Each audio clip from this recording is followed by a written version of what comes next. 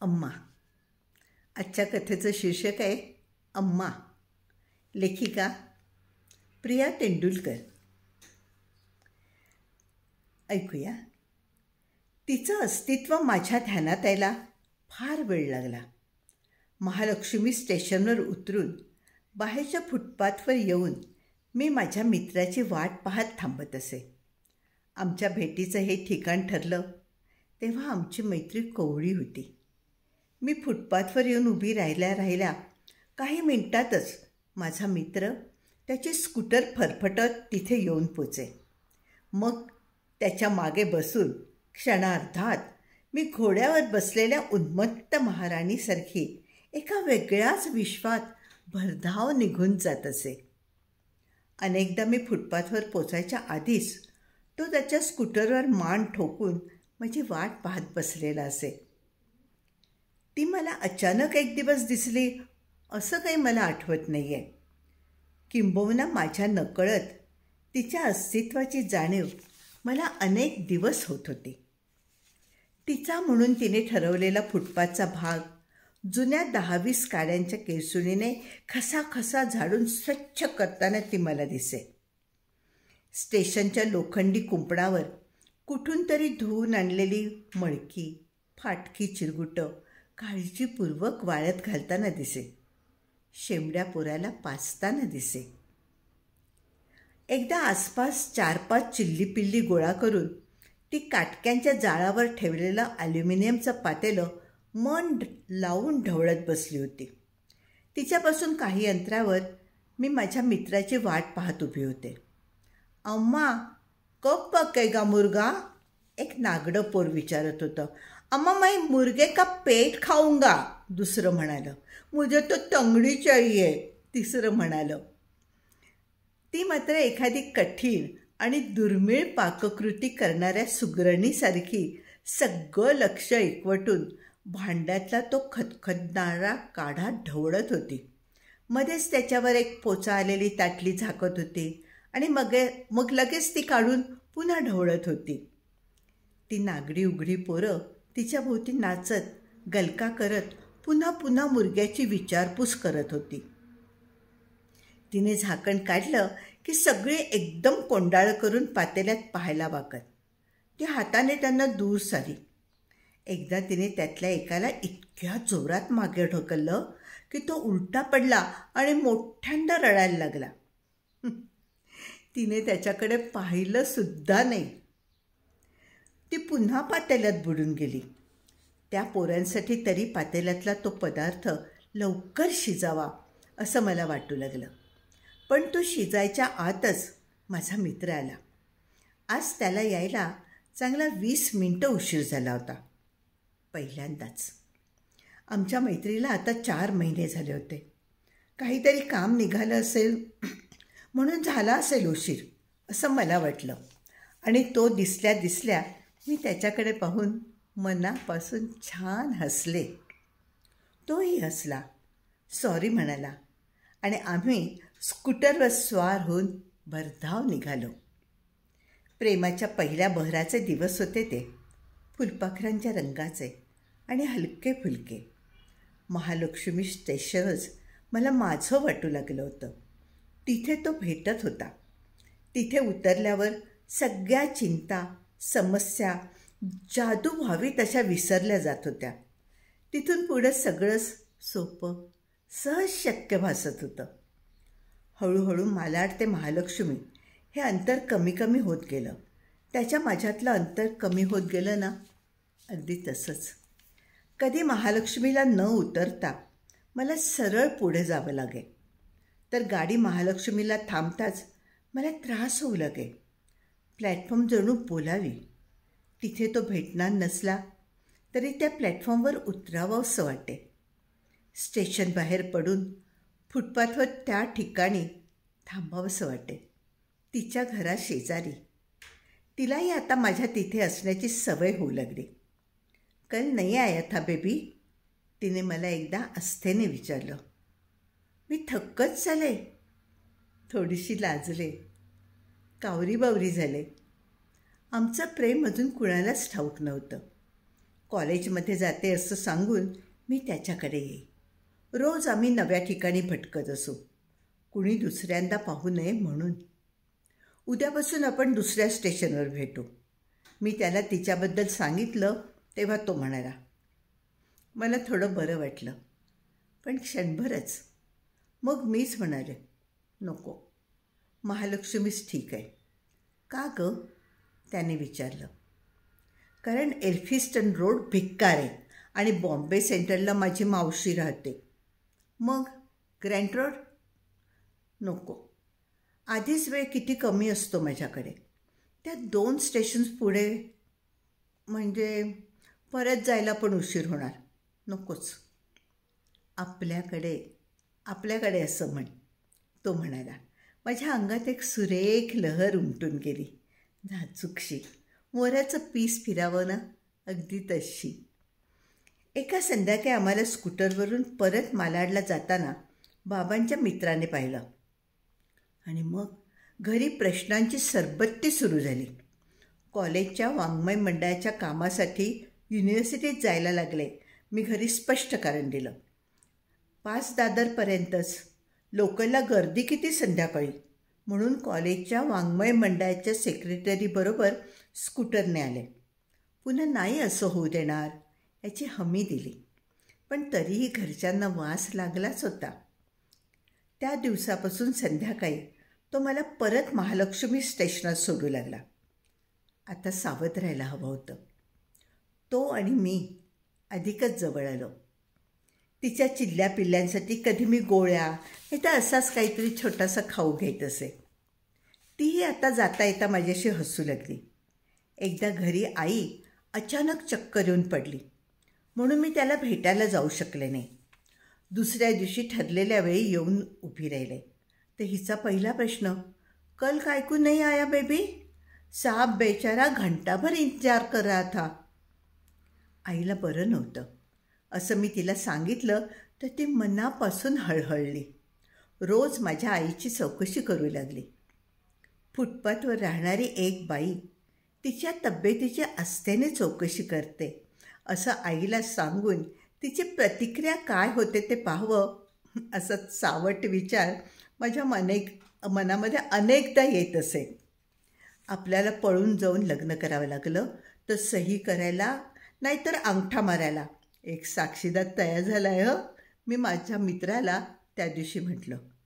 तेव्हा तो नुसताच हसला. त्याच दिवशी आमचं पहिलं मोठं भांडण झालं. संध्याकाळी महालक्ष्मी स्टेशनवर त्याने मला सोडलं तेव्हा अंधार दाटून यायला लागला होता. मी खूप रडले होते. डोकं दुखत होतं. त्याला सोडून जाणं त्या दिवशी मला जवळजवळ अशक्य झालं होतं. तो मात्र सगळीकडून बंद झाला होता, गुमा आणि तिरसट. मी स्कूटरवरून उतरले आणि वळून त्याच्याकडे पाहणार इतक्यात त्याने स्कूटर चालू केली आणि तो निघूनही गेला. मला अधिकच रडू यायला लागलं. काळोख हळूहळू गडद होत होता. आतापर्यंत फक्त दिवसा उजेडी पाहिलेला तो परिसर कसा भयान परका वाटत होता. अशा अवेळी एकटी कुठेही फिरायची मला सवय नव्हती. पहिल्यांदा मला माझ्या मित्राच्या प्रेमात पडल्याचा पश्चात्ताप झाला. स्टेशनच्या दरवाजाकडे जात असताना माझं लक्ष तिचं घर असलेल्या फुटपाथच्या भागाकडे गेलं. आरशाचा एक फुटका तुकडा पुढ्यात घेऊन ती चापून चोपून केस बसवत होती. दिवसा परकर पोलक्यावर एक धडूतं लावून फिरणाऱ्या तिच्या अंगावर आता प्लॅस्टिक जरीची एक भडकशी साडी होती.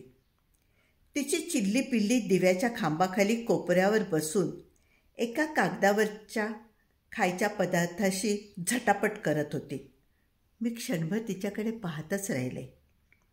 तिने या आरशाच्या तुकड्यातून मान वर करून माझ्याकडे पाहिलं आणि ती हसली. तिचा चेहरा मला कसासाच वाटला. आज बहुत देर हुई भाई बेबी, ती म्हणाली. मला वाटलं तिला सगळं सांगावं. मन मोकळं करता येण्यासारखं माझ्यापाशी तरी दुसरं कोण होतं? तीच तर एक होती आमच्या प्रेमाला साक्षी. इतक्यात माझ्या मागून एक माणूस आला. त्याच्या मागोमाग दारूचा वस्कन वासही आला. अव्वा हुआ कि नहीं, चल टाइम हो गया, तो गुरगुरला। जा बेबी जा जा, अभी के अभी जा, घर को जा, भाग इधर से। लगबगीने उठत ती माझ्या अंगावर दरडावलीच. खिळल्यासारखी मी तिच्याकडे पाहत उभी होते. मी दचकून तिथून पळत सुटले. पार स्टेशनचा जिना चढून उतरून प्लॅटफॉर्मवर जाऊन समोर आलेल्या पहिल्या ट्रेनमधल्या दिसेल त्या डब्यात घुसले. डबा पुरुषांचा होता, वेगवेगळ्या आकारांचे, डोळ्यांचे, वासाचे. डबाभर पुरुष एकदम माझ्याकडे पाहतायत ही जाणीव मला सोडेना. दरवाजातच उभी राहिले तर कुणीतरी नको तिथे घासत असल्याचं जाणवलं. अधिकच घाम फुटला. माझी मलाच किळस आली. तिथून कशीबशी सुटका करून घेत मी त्या पुरुष गर्दीतून सरकत सरकत आत आले. अंगाला सगळीकडे पुरुष लागत होते. पुरुषी डोळे चारी बाजूंनी पोचत होते. घाण, भीती, रडू सगळं काही एकदम दाटून आलं. माझा पुरुष मला या सगळ्या पुरुषांच्या मध्ये एकटीला सोडून निघून गेला होता. त्याच्या मनासारखे मी वागले नाही ना, म्हणून. त्यानंतर आठवडाभर मी त्याला भेटलेच नाही. त्याने अनेकदा फोन केले, अर्थात नाव बदलून. आत्महत्येच्या धमक्या वगैरेही द्यायला सुरुवात केली. मग मलाच राहावेना. मी पुन्हा महालक्ष्मी स्टेशनवर जाऊन फुटपाथवर त्याची वाट पाहत उभी राहिले. तिच्या घराकडे मुद्दामच पाहिलं नाही. विरुद्ध बाजूला जाऊन उभी राहिले तर ती झाली नेहमीसारखी परकर पोलकं आणि वर एक कपडा लावून, फाटकी, विटकी. कैसी है बेबी? ठीक आहे, मी दूर रस्त्याकडे पाहत सांगितलं. झगडा हो गया था? नाही, मी तिच्याकडे न पाहिलेसं करून तुटकपणे म्हणाले. मा ठीक है? न राहून मी तिच्याकडे पाहिलं. तिच्या डोळ्यात खरोखरच आस्था होती. कोण कुठची मी आणि माझ्या न पाहिलेल्या आईबद्दल हिला इतक्या दिवसानं तरी एवढी कळकळ वाटावी. माँ तो अच्छे है हमाराही झगडा हो गया था. तिच्याजवळ मन मोकळं करायची माझी त्या दिवशीची इच्छा अजूनही ताजी होती. त्याच्या माझ्या प्रेमाबद्दल इतर कुणाकडे काही बोलायची सोयच नव्हती आणि कुणाकडे तरी बोलावं असं मला फार वाटत होतं. ती माझ्याकडे पाहून हसली, सुकलेलं, शिळं हसली. एकदम मला काहीतरी सुचलं. अम्मा अम्मा उस दिन रात में मैं यहाँ से गई ना, उसके दूसरे दिन वो आया था यहाँ. कब? तिने विचारलं. उस दिन मैं जा रही थी, आपने वो लाल जरी की साड़ी पहनी थी, शाम को वो उस दिन. हमको क्या मालूम, हमें क्या और काम धंदा नहीं क्या, उसको काय को देखेगा हम. असं काहीसं पुटपुटत ती निघून जात असतानाच माझा मित्र आला. त्याला येताना तिने पाहिलं असावं म्हणूनच ते निघाली असं मला वाटलं. असल्या बायकांशी तू काय बोलत बसतेस घाणेरडी न. पुन्हा बोलताना दिसलीस ना तर बघ. आल्या आल्याच त्याने मला दम भरला. इतक्या दिवसांनी भेटतोय मला आणि पहिल्याच चिटतोय. आम्ही मग मलबार हिलवर गेलो. झुडपात बसलो. त्याचा आवेग विलक्षण होता. आवरता आवरेन असा. मला जवळ घेताना परत परत तो म्हणत होता, आय मिस्ड यू. मी रोज 3 वाजता महालक्ष्मी स्टेशन बाहेर उभा राहत होतो. तुझी वाट पाहत. वाटायचं तू येशील. मला रडू आलं. त्यावेळी प्रेमाचं, लाजेचं, त्याच्यावरचा सारा राग वितळला. त्याच्याबद्दल नाही ते विचार डोक्यात आणल्याबद्दल पश्चाताप झाला आणि पुन्हा आम्ही फुलपाखरं झालो. आमच्या भेटीला आता 8 महिने झाले. अम्माची माझी गट्टी ही बऱ्यापैकी जमली. तिला मी आईच्या नकळत तिच्या 2-3 जुन्या साड्या आणून दिल्या. माझ्या आईच्या साडीतली अम्मा मला अधिकच जवळची वाटू लागली. माझी आणि माझ्या मित्राची जवळीक वाढत होती. तो आता आला तर नाही ते मागू लागला होता आणि त्याला आवरता स्वतःला सावरणं मला कठीण जात होतं. माझी परीक्षा जवळ येत होती. अभ्यास करणं मला अतिशय कठीण जात होतं. लग्न करावंसं वाटत होतं. त्याच्याबरोबर 24 तास जगत राहावंसं वाटत होतं. दिवस जात होते आणि 2 गोष्टी लक्षात यायला लागल्या होत्या. एक, लग्नाचा विषय काढला की माझा मित्र राहत नसे, उडवाउडवी करे, चिरे, नाहीतर चक्क हसण्यावर येणे. असं तो का करतोय मला कळेना. त्यामुळे माझी अस्वस्थता वाढत जाईल होती. माझी समजूत मीच काढायची आणि पुन्हा नव्याने घाबरायचीही मीच. दुसरी म्हणजे अम्माचं पोट वाढायला लागलं होतं. तिचा नवरा कोण आहे हे मी अद्याप पाहिलं नव्हतं. त्या दिवशी संध्याकाळी तिला लवकर चलण्याची घाई करणारा, दारूचा वास सोडत माझ्या पाठून अवतरलेला पुरुष, तोच तिचा नवरा असावा असा अंदाज मी बांधला. दिवसभर तो कधीही दिसत नसे. बहुधा कामावर जात असावा. अलीकडे घरच्या लोकांना माझ्या वागण्याचा चांगलाच संशय आल्यामुळे मी हे काळोख व्हायच्या आत घरी पोचायची काळजी घेऊ लागले होते. त्यामुळे बहुधा तो मला दिसत नसावा. पण आम्हाला आधीची 5 मुलं होती आणि त्यात आता हे 6वं. राहायला घर नाही, खायला अन्न नाही. अम्माची प्रकृती अशक्त आणि रोगट.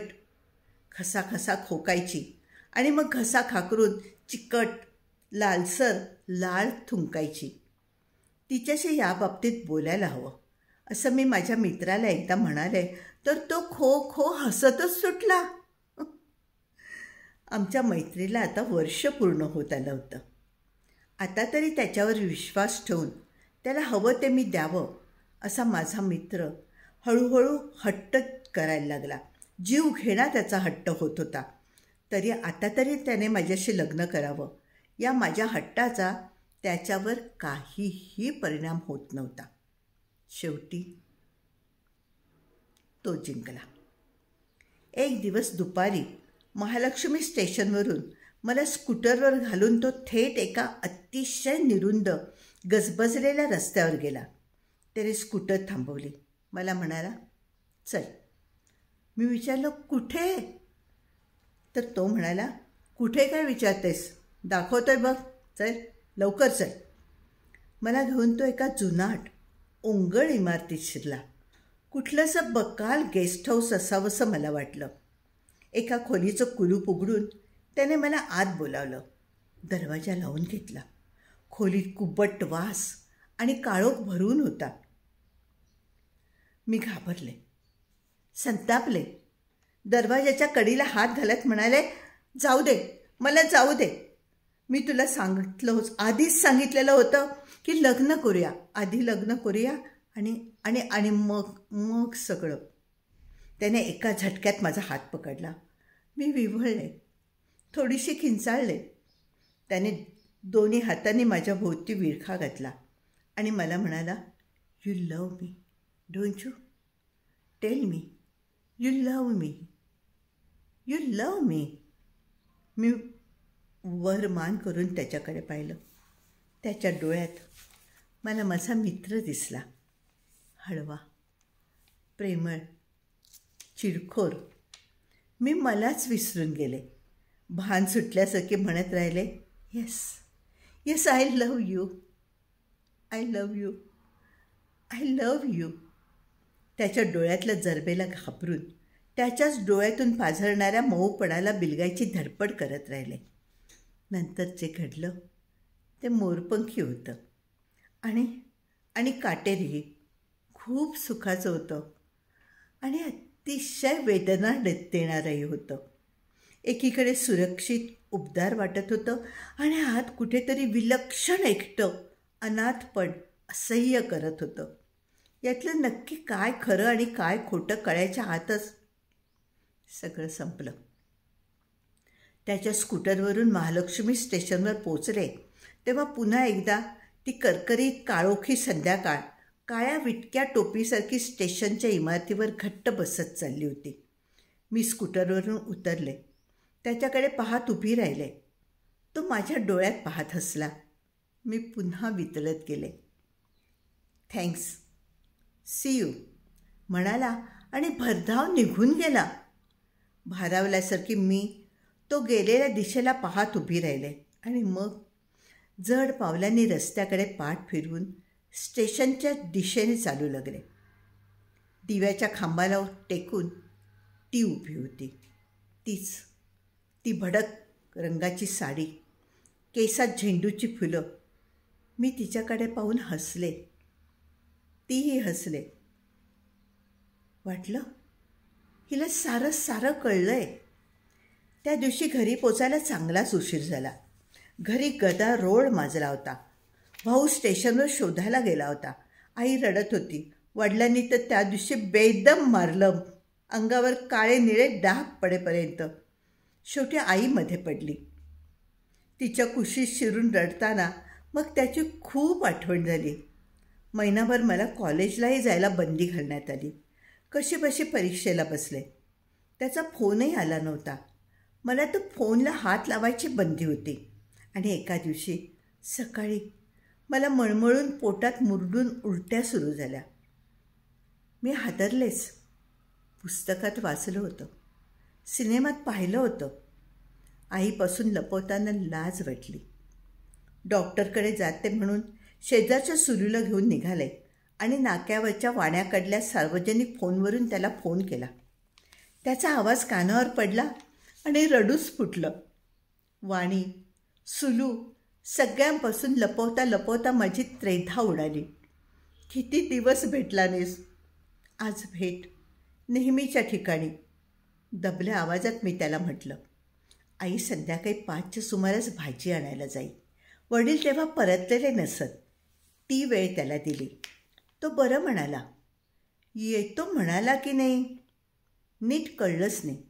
घाईघाईत फोन ठेवून दिला. घरी परतताना वाटलं, मी फोन ठेवला घाईने की त्याने ठेवला. तो इतका तुटक, परका खरंच बोलत होता का की मलाच भास झाला. डोकं काम देईना. सुलूला आणाभाका देऊन विश्वासात घेतलं. वडील परतल्यावर त्यांना मी लग्न करायला गेले असं सांग. आई एकटी असताना तिला सांगू नकोस. इतकी वर्षे शेजारी राहूने तिच्या इतक्या विनवण्या मी प्रथमच करत होते. तीही प्रामाणिक निघाली. एका पिशवीत 2 कपडे घालून गुपचूप कॉटखाली ठेवले. 4:15च्या सुमाराला आई म्हणाली, मी जाऊन येते ग. येताना देवळात जाऊन येईन. तुझ्या तब्येतीला एकदम काय झालं असं, म्हणून मी सकाळी देवीला बोलले. पडून राहा हं. भूक लागली तर टेबलावरचं दूध गरम करून घे. अरबट चरबट खाऊ नकोस. तिच्याकडे शेवटचे डोळे भरून पाहावंसं फार वाटलं, पण रडू आवरेना. कुशीवर वळून मी उशीत तोंड खुपसलं. महालक्ष्मी स्टेशन आलं तेव्हा 6 वाजायला आले होते. मी घाईने प्लॅटफॉर्मवर उतरले. माणसांच्या गर्दीत धक्काबुक्की करत धावत स्टेशन बाहेर आले. फुटपाथवर नजर फिरवली. अनोळखी परके चेहरे आपापल्या दिशेने जात होते. नेहमीच्या जागी जाऊन उभी राहिले. वाट पाहून गेला की काय, मनात भीती दाटून आली. नजर तिला शोधू लागली. येऊन गेला असेल तर तिला नक्कीच माहिती असणार, पण ती दिसेना. तिची कच्ची बच्ची पत्र्याच्या फुटक्या डब्याशी खेळत आरडाओरडा करत होती. मी त्यांच्याजवळ गेले. अम्मा, अम्मा किधर आहे? मी त्यांना विचारलं. मालूम नाही, खेळता खेळता त्यातल्या एका शेंबड्याने सांगितलं. दीदी चॉकलेट लाया है क्या? दुसरा म्हणाला. सुनो, इधर वो सांप आया था क्या? मी त्यांना विचारलं. कौन सांप? पोरांना आता माझ्यात अजिबात रस नव्हता. वो सांप मेरे साथ आता है ना हमेशा, वो. मी चिडून विचारतच राहिले. कौन सांप? हमको नहीं मालूम. हताशपणे मी परत माझ्या जागेवर जाऊन उभी राहिले. माणसांची गर्दी वाढत होती. रस्त्यावर वाहतूक अखंड वाहत होती. त्याच्या स्कूटरसारख्या कितीतरी स्कूटर्स माझ्या समोरून फराफरा निघून जात होत्या. त्याच्या आसपासची दिसणारी, त्यातलाशी साम्य दाखवणारी अनेक माणसं माझ्यासमोरून चालत जात होती. अंधार दाटून येऊ लागला. तीच ती नकोशी भयाण वेळ.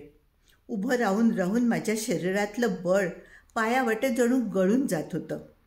अशक्त, आजारी वाटत होतं. डोकं ठणठणत होतं. सकाळपासून ओकून ओकून जीव आधीच विटला होता. त्यात आता त्या फुटपाथच्या वासाने अधिकच मळमळून येत होतं. येणारी जाणारी माणसं माझ्याकडे वेगवेगळ्या नजरेने पाहत होती. स्टेशनच्या दरवाजावर एखादा पुतळा उभा केला असता तर त्याला काय वाटलं असतं अशी कल्पना मध्येच माझ्या डोक्यात आली. मग एकदम मी जिवंत मुलगी असल्याची खात्री मलाच यावी म्हणून की काय भडभडून उलटी झाली. उभ्या उभ्या वाकत मी मटकन खाली बसले. डोक्यातून पोटातून उमळून कळा येत होत्या. मी ओकातच राहिले. आसपास गर्दी जमली. सगळे नुसतेच पाहत राहिले. पाठीवरून हात फिरवायला, डोकं दाबायला. सकाळसारखी आई यावी असं आतून वाटलं. डोळ्यातून घळाघळा पाणी वाहू लागलं. गर्दीने केलेल्या जिव्हाळ्यामुळे जीव घुसमटू लागला. शुद्ध जाणारे असं वाटू लागलं. इतक्यात कुठून तरी बाजू हटो, बाजू हो जाओ असा आवाज आला. ओळखीचा, अम्माचा. मी शुद्धीवर आले तेव्हा अम्माच्या वाटेच्या स्वच्छ फुटपाथच्या भागावर बसले होते. बाजूला डोकं धरून अम्मा बसली होती. लो, पाणी पिलो. लो. तिने एक पोचा आलेला चकचकीत पत्र्याचा ग्लास पुढे केला. घशाला कोरड पडली होती. मी घटाघटा पाणी प्यायले आणि मग ग्लासाचा वास भस्कन नाकात शिरला. भडा भडा ओकले. अयो, बहुत अच्छा काम किया लगता है तुम्हारे साहब ने. कपाळावर हात मारून घेत अम्मा म्हणाली. आसपास जमलेली तिची चिल्ली पिल्ली फिदी फिदी हसली. 5 मिनटं मी डोकं धरून बसून राहिले आणि मग ध्यानात आलं की मिट्ट काळोख झाला आहे. तो येऊन तर गेला नसेल, पण गर्दी कसली हे पाहायला तो आला असता तर नक्कीच गर्दीत डोकावला असता. अजून का नाही आला? जा बेटी, घर को जा, बहुत टाइम हुआ है, ती मला म्हणाली. नाही नाही, वो आएगा, मी त्याचीच वाट पाहते, मी म्हटलं. आता कशाला तो यायला बसलाय, उसका काम तो हो गया, ती म्हणाली आणि चिल्ली पिल्ली परत फिदी फिदी हसली. नाही नाही, तो येणार आहे, तो नक्की येणार आहे, मी परत म्हणाले. आने वाला है तो बैठ, उसकी राह देख जिंदगी भर, ती म्हणाली.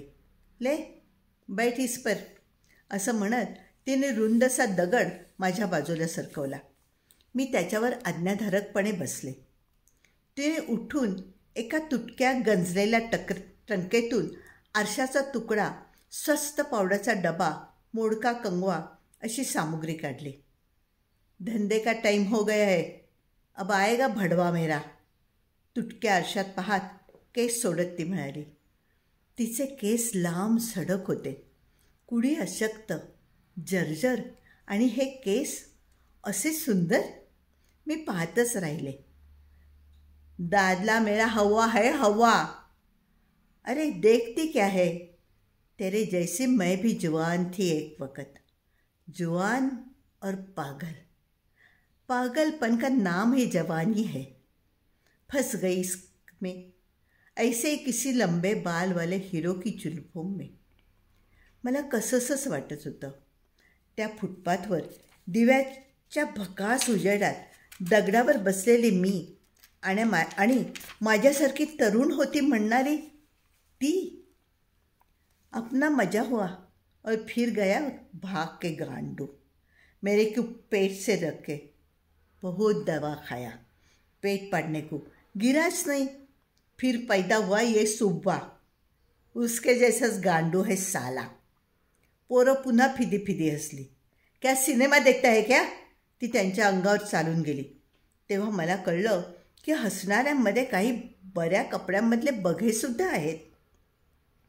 मी चपापून उभी राहिले. जा, तू घर को जा, ये जगह तेरे जैसी लड़की को बैठने को नहीं है, वो नहीं आएगा तेरा यार, समझा, नहीं आएगा वो, ती मला म्हणाली.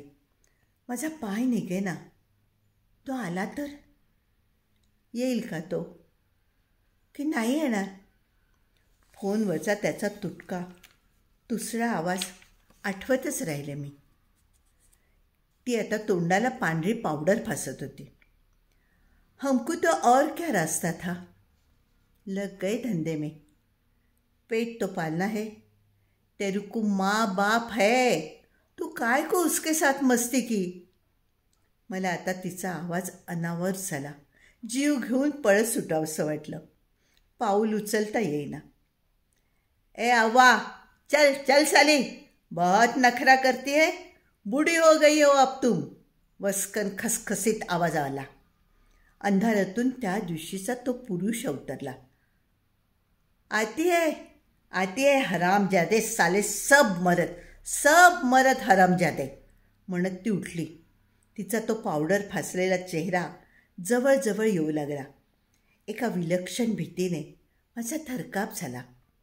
होती नव्हती ती सगळी शक्ती एकवटून मी स्टेशनच्या दिशेने जीवाच्या आकांताने धावतच सुटले.